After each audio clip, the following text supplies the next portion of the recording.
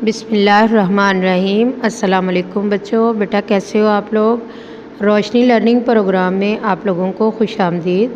आज का टॉपिक जो हमारा है वो जनरल मोहम्मद ज़ियाउल हक का दौरे हुकूमत है, जो कि 1977 to 88 तक रहा। जुल्फ़कार अली भुट्टो ने, अब हम लोग जो है वो आप अपने लेक्चर की तरफ आते हैं कि जुल्फ़कार अली भुट्टो ने कबल अज़ वक्त इंतखाबात कराने का ऐलान किया और मार्च 1977 में इंतखाबात मुनक़िद करवाए। पाकिस्तान पीपल्स पार्टी का मुकाबला करने के लिए हिज़्ब इख्तलाफ की 9 जमातों ने मुत्तहिद होकर पाकिस्तान कौमी इत्तेहाद तश्कील दिया। इन इंतखाबात में पाकिस्तान पीपल्स पार्टी को कामयाबी हासिल हुई, मगर पाकिस्तान कौमी इत्तेहाद ने पाकिस्तान पीपल्स पार्टी पर धांधली का इल्ज़ाम लगाकर एहतजाजी तहरीक शुरू कर दी। जुल्फ़कार अली भुट्टो और पाकिस्तान कौमी इत्तेहाद के दरमियान जो है वो मसाइल के हल के लिए मुज़ाकरात शुरू हुए। अभी ये मुज़ाकरात जारी ही थे कि जनरल मोहम्मद ज़ियाउल हक ने मुल्क में मार्शल लॉ नाफिज कर दिया। तमाम सियासी जमातों पर पाबंदी आयद कर दी गई। जुल्फ़कार अली भुट्टो को जो है वो गिरफ़्तार कर लिया गया। इसी तरह से सियासी मंजरनामा जो है वो यकदम तब्दील हो गया। जुल्फ़कार अली भुट्टो को नवाब मोहम्मद अहमद ख़ान कत्ल केस में जो है वो सज़ाए मौत दे दी गई। जनरल ज़ियाउल हक ने मार्शल लॉ के ज़रिए से इक़्तिदार हासिल करके कौम से अपने खिताब में मुल्क में 90 रोज़ के अंदर अंदर ऐलान करवाने का वादा किया, मगर मुख्तलिफ़ वजूहात की बिना पर इंतखाब मुलतवी होते रहे। आखिरकार 1985 में गैर जमाती बुनियादों पर यानी नॉन पार्टी बेसिस जो है उस पर इंतखाब करवाए गए और सूबा सिंध से ताल्लुक़ रखने वाले मोहम्मद ख़ान जुनेजो को वज़ीर-ए-आज़म नामज़द कर दिया गया। मोहम्मद ख़ान जुनेजो अगर गैर जमाती असम्बली के रुकन भी थे, मगर करीबन 2 माह के अंदर अंदर उन्होंने अपने हामियों की मदद से मुस्लिम लीग के नाम से सियासी जमात कायम करके मुल्क में जमाती सियासी जो है वो निज़ाम बहाल कर दिया गया। 1985 में आईन पाकिस्तान 1973 में 8वीं तरमीम की गई। इस तरमीम की रूह से सदर पाकिस्तान को कई इजाफी इख्तियारात और आइनी ताकत हासिल हो गई थी। बेटा तरमीम क्या होता है कि आइन में एक पॉइंट की जगह पर दूसरे पॉइंट को कन्वर्ट कर दिया जाए, ठीक है, यानी आइन के उसी शिक को जो है वो उसको तरमीम करना कहते हैं कि एक आइन को दूसरे आइन से तब्दील कर दिया जाए। ये इख्तियारात आइन पाकिस्तान के आर्टिकल 58 में शामिल हुए, जिसके तहत सदर पाकिस्तान को ये इख्तियार हासिल था कि वो पाकिस्तान की कौमी असम्बली को तहलील कर सकता था, यानी ख़त्म कर सकता था, जबकि सेनेट को तहलील करने का इख्तियार ना था।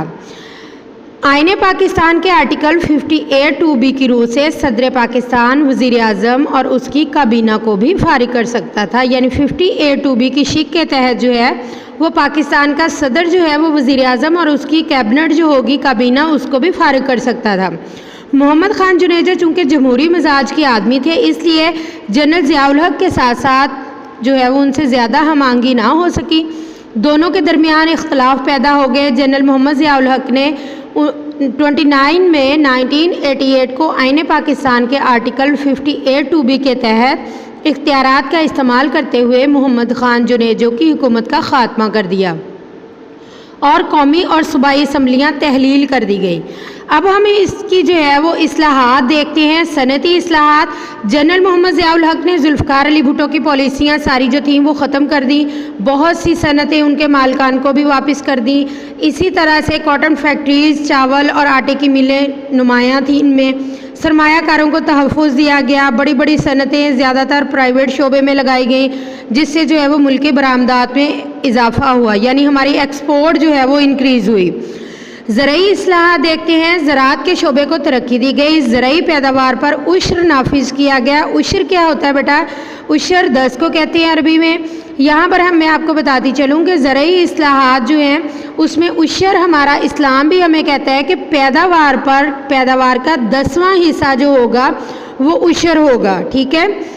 कितनवां हिस्सा? 10वां हिस्सा जो होगा वो उश्र कहलाएगा, ठीक है। और ये किस पर होगा? जिस ज़मीन को नहरी पानी से राब करता होगा उसका हम लोग उशर जो है वो 10वां हिस्सा देंगे। हाँ, जिसको बरानी यानी उसका नहरी पानी नहीं है, जबकि वो ट्यूबवेल, कुएं या किसी और सोर्सेज से उसको पानी जो है वो लगाया जाता है फसल को, तो उस पर फिर 5% उसका जो है वो उशर मुकर्रर है। इसके लिए ज़कात की तरह जो है वो इसका साल होना ज़रूरी नहीं है, बार बार बता रही हूँ बेटा, उशर जो है वो उसके लिए साल का गुजरना ज़कात की तरह नहीं है।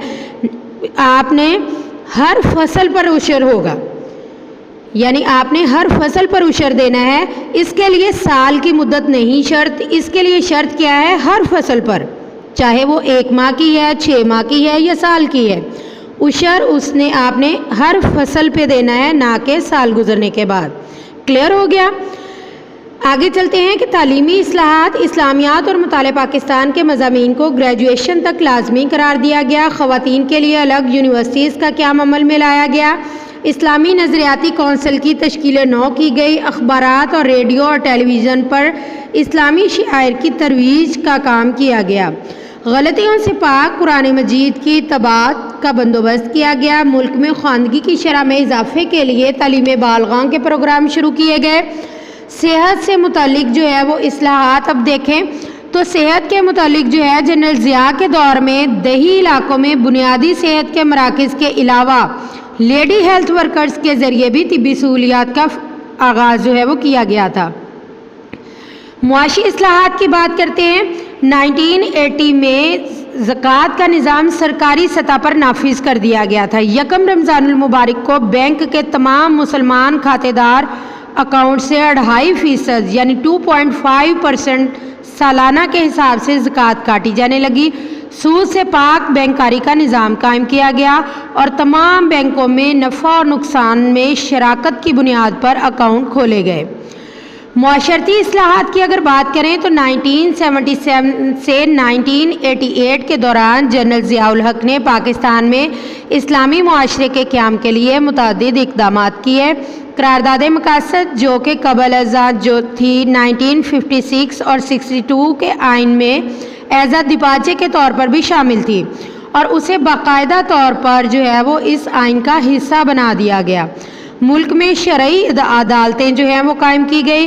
गैर इस्लामी कवानीन को तेज़ी से इस्लामी कवानीन से बदलने का अमल शुरू किया गया।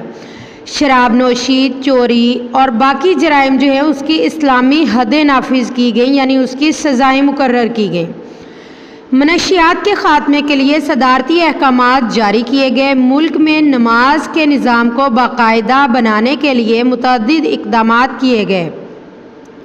मुल्क में इस्लामी माहौल के क़याम के लिए हर मुमकिन कोशिश की जाने लगी।